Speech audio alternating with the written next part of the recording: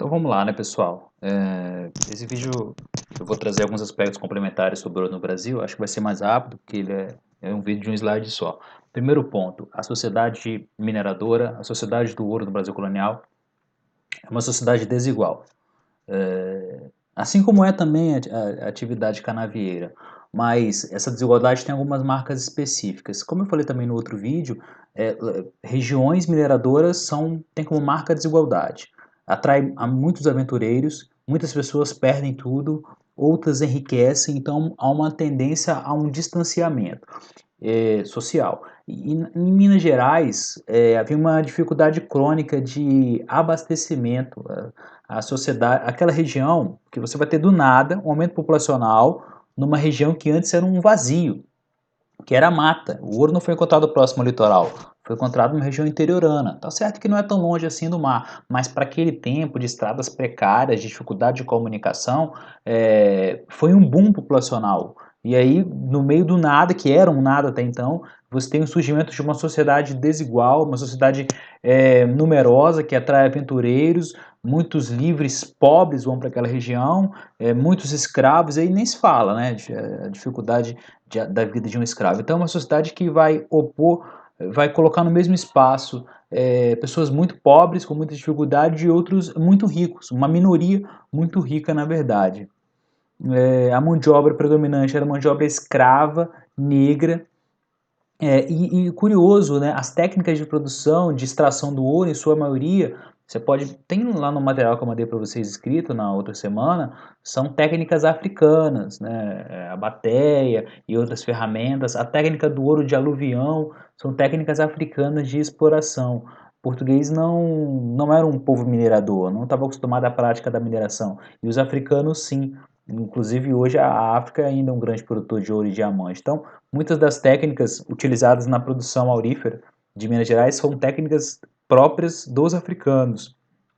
A sociedade mineradora é a primeira sociedade predominantemente urbana no Brasil. É claro que lá na cana, no Nordeste, você tem as vilas, você tem as cidades, mas o foco econômico é um foco rural. O foco econômico é a produção canavieira.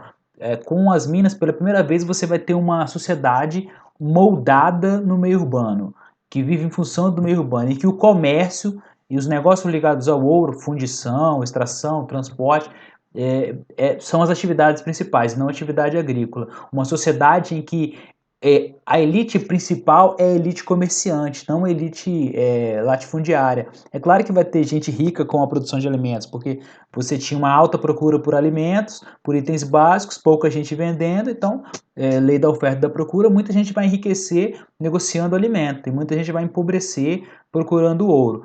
Eu já falei isso até em sala de aula, mas de qualquer modo, o importante é você ter isso em mente. A primeira sociedade urbana do Brasil, na colônia, foi a sociedade no entorno das minas de ouro. E por isso você tem as primeiras revoltas, por isso você tem questionamentos ao poder real, de um modo que você não tinha lá nas lavouras, né?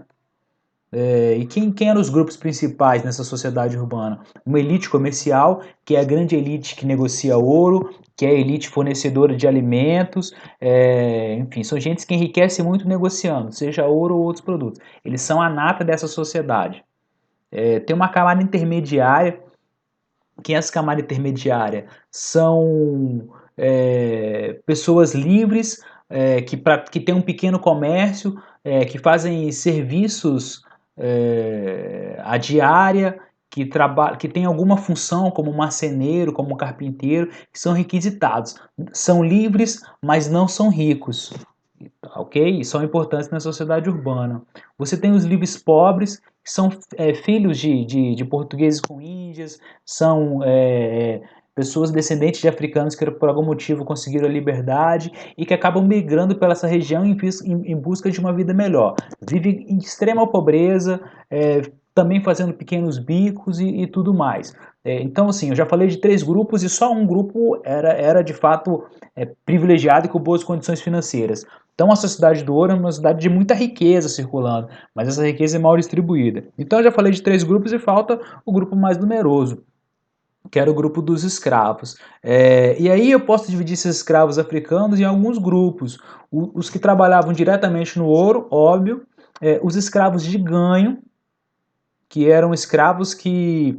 vou dar alguns exemplos práticos. Um padeiro que precisa de alguém para auxiliar, e esse alguém é um escravo, e esse escravo sai durante o dia para vender os pães e voltar, e recebe por isso, por esse serviço.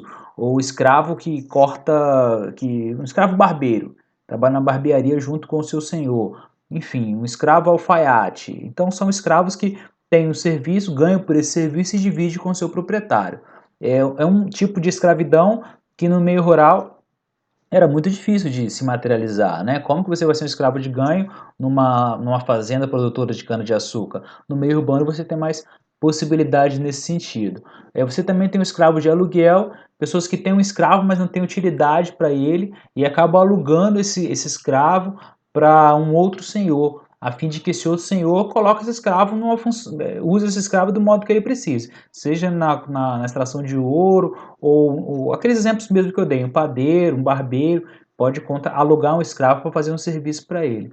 E aí eu coloquei aspas, mas muito entre aspas, porque comparado à realidade da lavoura de cana, o ambiente urbano dava uma maior mobilidade social ao negro. Não que isso fosse comum, não que negros aos montes conseguiam alforrias e liberdade.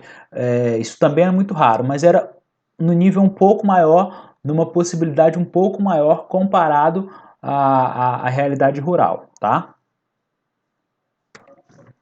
E pessoal, acabei fazendo mais um slide para falar um pouquinho sobre as irmandades. Já que é uma sociedade urbana, há a importância de algumas associações que a gente chama de irmandade. É o que hoje se chama de coletivo. Da mesma forma que você tem um coletivo cultural, coletivo de literatura, coletivo jovem, coletivo negro, enfim, você tem as irmandades, que eram associações ligadas à Igreja Católica. Normalmente, essas irmandades tinham devoção a um santo, São Benedito, São Pedro, Santo Antônio, São Francisco, tinham devoção a um santo. A função dessas irmandades era organizar a festa do santo, mas mais do que organizar a festa do santo, era auxiliar a igreja em questões sociais. Então, normalmente as irmandades, ela arrecadava donativos, ela tinha um hospital para atender os doentes da época, ela tinha asilo, orfanato, era uma função social. As Santas Casas de Misericórdia são um exemplo disso, né? As Santas Casas de Misericórdia estão ligadas à igreja e às irmandades e não ao governo.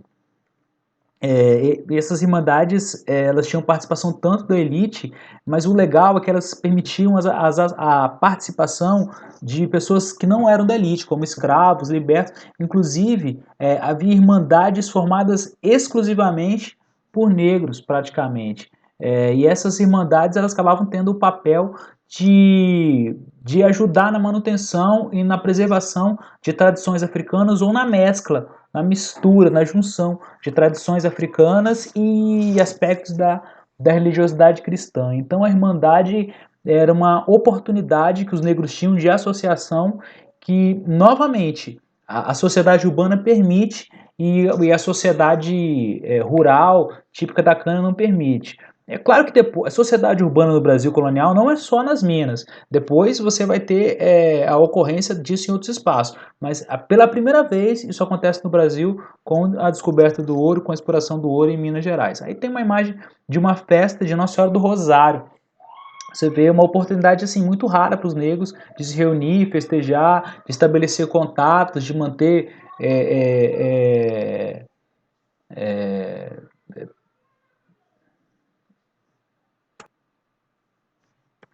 deu uma falha aqui, pessoal, que é RG.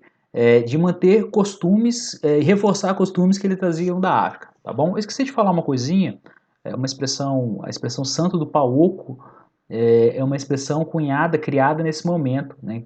Faziam santos de madeira em Minas Gerais, aquelas igrejas luxuosas e tal, faziam esculturas de madeira, só que era madeira oca, e aí dentro desse santo você colocava ouro para contrabando, daí a expressão santo do pau oco, porque não é o que parece, né? É o ditado que a gente usa, porque você está vendo o santo, mas na verdade tem ouro ali. O contrabando de ouro era chamado de descaminho naquela época. Inclusive o Espírito Santo era visto pela coroa como um possível descaminho. Se forem fugir com ouro, se alguma nação estrangeira quiser tomar o nosso ouro, eles devem passar pelo Espírito Santo para acessar as minas. E aí o Espírito Santo nessa época recebeu algum reforço da segurança. O Forte São João, ali no Clube Saldanha da Gama, para quem conhece Vitória, você tem o Clube Saldanha da Gama, a curva do Saldanha na parte de baixo, você tem alguns canhões, já existia antes, mas foi reformado nessa época, porque a ideia era proteger a Baía de Vitória das invasões estrangeiras, tá bom? A gente fica por aqui, até mais.